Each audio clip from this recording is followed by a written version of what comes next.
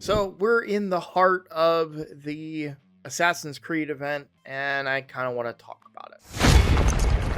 Shoot him, Kevin! Hello, everybody. I'm Roadblock, and this is a Raid Shadow Legends video. Today, we're going to talk about the current event for Assassin's Creed. Now, it is early, but I gotta be honest with you, not enjoying it that much. Right? So that's what today is mostly going to be about. I want to give my honest feedback about the event. And as I always try to put on a disclaimer, this is my feedback. You guys don't have to agree with me. You may feel differently. You may agree with me as well. But I really wanted to kind of put it out there how I feel overall about the event. We just spent a lot of time in game talking about how great the end of 2025 was from a raid perspective. We had some cool buffs to some champions. We had some really fun events like Teenage Mutant Ninja Turtles and all of those things. What we're getting now, it really is underwhelming. It's kind of a weak start to the new year. I want to be clear about one thing though, because it's very easy to say, oh, well, it's weak because the Turtle event was so good. It set the bar so high, and now we're coming into this. But I think the big problem for me is everything feels kind of bland. Listen up. I just got a new promo link that you can use to follow along with me on my latest free-to-play adventure and get a free Elenaril, as well as 3 more powerful epics as you level up. Here's how to do it. Log out of Plarium and Play and uninstall. Click the link in the description and register with a brand new email. Launch Raid and complete the tutorial. Go to your inbox and claim your first champ. Don't miss out on your chance to get Elenaril right after signing up, as well as Fayne, Uugo, and Tagoar as you progress through Raid. Click on my link right now and let's crush this together. So there isn't anything to really feel excited about. I was excited to get Leonardo and Michelangelo and Donatello. I wasn't that excited to get Raphael because I didn't think his kit was all that great. But, I was still kind of excited, right? Because he was a Teenage Mutant Ninja Turtle. We've talked about it in depth, but I'm not going to go deep into it. Nostalgia was a big part of that one for me, but also the champions were good. They checked off a lot of boxes that would get checked off for new players and even some players that have been established. This account, for example, this is my free-to-play account. It's been established for about 2 years now, and I would have loved Donatello. Now, I wasn't playing this account at the time, so I never got anything towards Donatello, unfortunately, but I would have loved getting Donatello at the level that this account is. And of course, Leonardo would have been game-changing if I was playing this account still when Teenage Mutant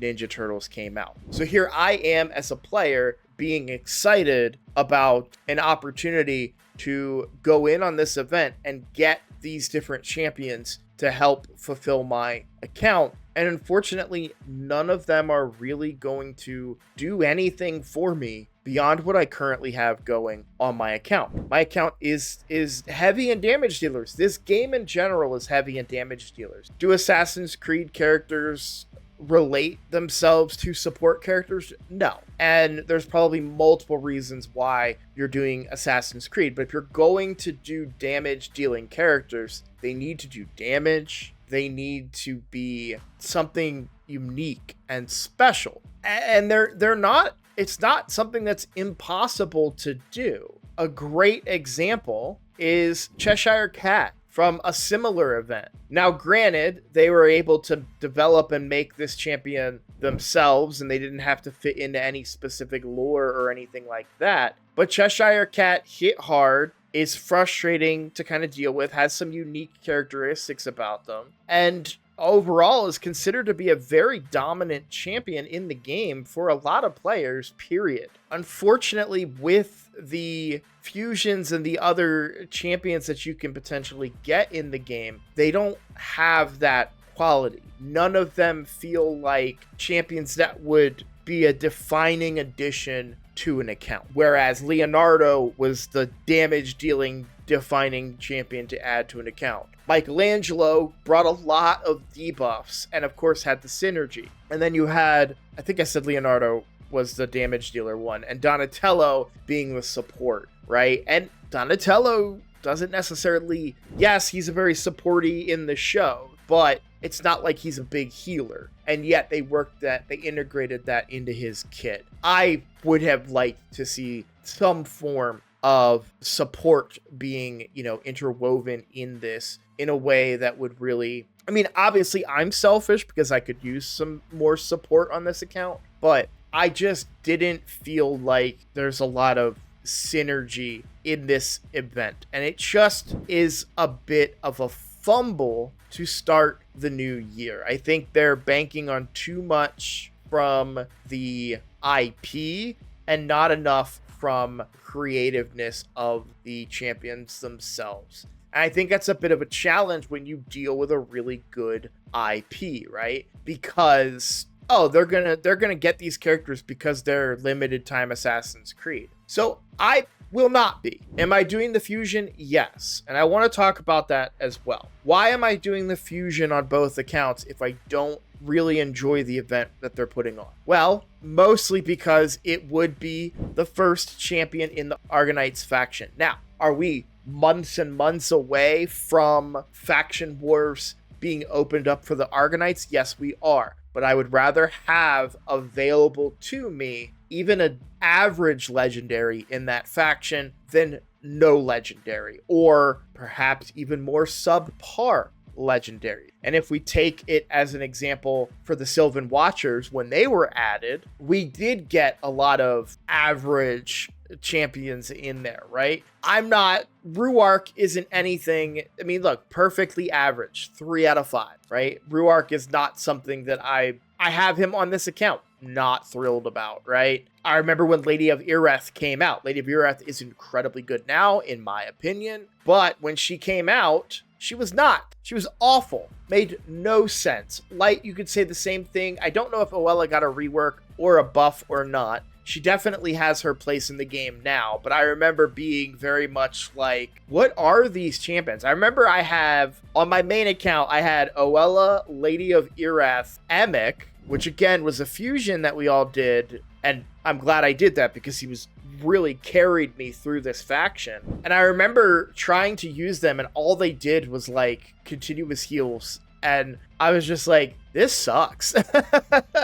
Very early on, that was how I felt about the faction. It was hard to put together a reasonable team. And now we look at the faction, and we had Elva. We always had Elva at the time, and Elva is amazing. But now I look at this faction, Estrid's amazing, Glacid's amazing. I've talked about Lady of Ireth. Fearol is one of people's most wanted across multiple accounts. Padrig is incredible. Already talked about him because pulled him. I haven't really looked at Kaldor's kit, but Elil got a buff. Again, Elil was another one that was a huge disappointment that came out for the faction. And obviously, Emic is really strong. Less strong now after some certain nerfs and such, but still, in general, Emic is really strong as a kind of cooldown reducing, taunt, frustrating champion to deal with. And I actually use him on my main account in a lot of different contents. So there is always the possibility that she'll be better than we think she is, and maybe in faction wars and whatnot. But overall, everything is really underwhelming. I will say there are some highlights about this. One of those being the Coalition event. I am very excited about this. I'm a little behind my pace on points right now. I need to get going, but I really do enjoy the Coalition event. I am pushing, and really I like the rewards in the Coalition event as well. So pretty excited about the Coalition event. I just wish that the champions were just a little bit better. There's a part of me that is glad that they're not a little bit better. The reason I say that is because I can skip a lot of this event and start saving for future events, which should be the anniversary events. Anniversary events have been a little hit or miss in the past, so I don't know what we would expect to see out of the upcoming anniversary, but regardless, I am excited for it and for the possibility that we might get something good, something certainly better for both of my accounts outside of the current stuff. So, and another reason why I want Kassandra and Ezio is for the coalition event, but I'm not going to go for any of the other champions in this event. I just don't think, you know, the saying that I hear all the time is the juice worth the squeeze? I don't think they're worth the amount of resources I would put into them. I would argue that Kassandra isn't worth the amount of resources I'm going to put into her. But for me, it really comes down to that one champion that I can guarantee that I have on my account for that faction. I don't want to miss that opportunity. So yeah, I just wanted to speak to that. I wanted to share my thoughts. Feel free, guys, to share your thoughts. Let me know what you think. Are you excited about this? Yeah, it's just a little lackluster for me. Would it be better if the champions were better? Absolutely, right? Maybe if they had something more unique in their kits. Yeah, I would have loved for them to try and take an opportunity to, you know, maybe build some like a Archer Queen 2.0, even, you know, something along that level. We're just not getting it. And so, yeah. Either way, I just wanted to share my thoughts. A little quick video. I'm also extremely tired this evening, so I'm probably about to go to bed, but just wanted to share my thoughts with you guys. Let me know in the comments what you think. But yeah, if you guys are new here, please consider subscribing. It's the best way to support my channel, and I look forward to seeing all of you in the next video. Take care.